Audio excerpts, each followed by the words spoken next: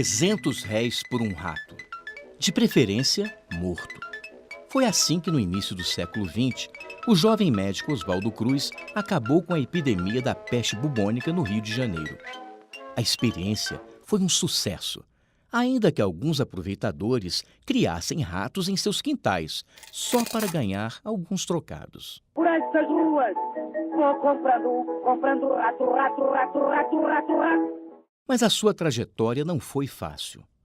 Em 1899, depois de estudar microbiologia em Paris, no Instituto Pasteur, ele volta ao Brasil decidido a combater uma série de doenças que matavam milhares de pessoas todos os anos.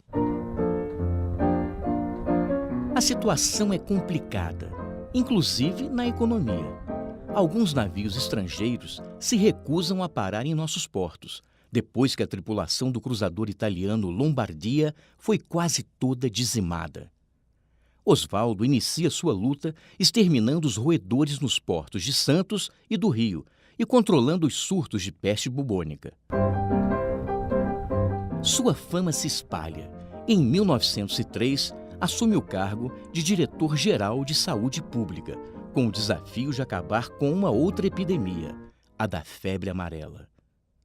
Alguns dias depois, ele toma uma atitude polêmica.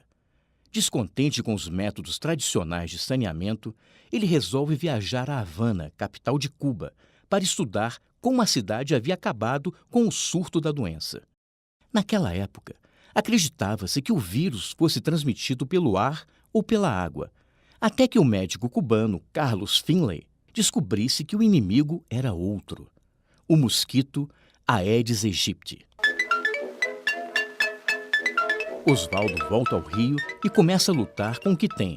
Organiza uma brigada de carroças pulverizadoras para limpar os focos de pernilongos e isola os doentes em cubículos.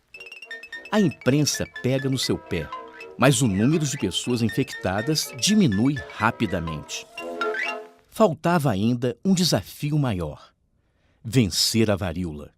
E o único remédio era a vacina, ainda uma novidade para os brasileiros, mas já fabricada na França há algumas décadas, a partir do vírus da varíola da vaca.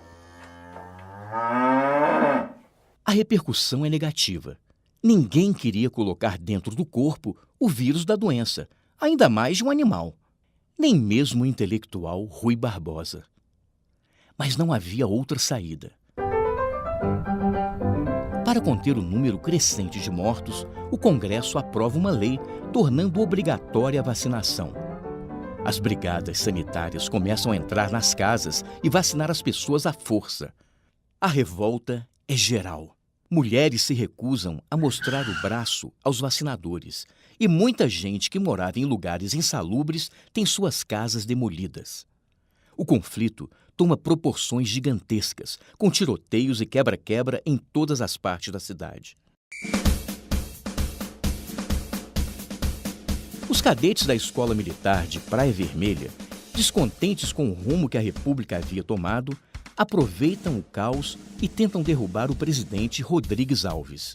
O governo reage com mão de ferro, decreta estado de sítio e manda revoltosos, descontentes e, de quebra, alguns desempregados para uma jornada de trabalho forçado no estado do Acre. Diante de uma intensa pressão popular, o presidente revoga a lei da vacina, que deixa de ser obrigatória. Mas quem quisesse trabalhar, estudar ou casar, precisava se vacinar. Com o tempo, o número de contaminados despenca e as pessoas passam a procurar voluntariamente os postos de saúde.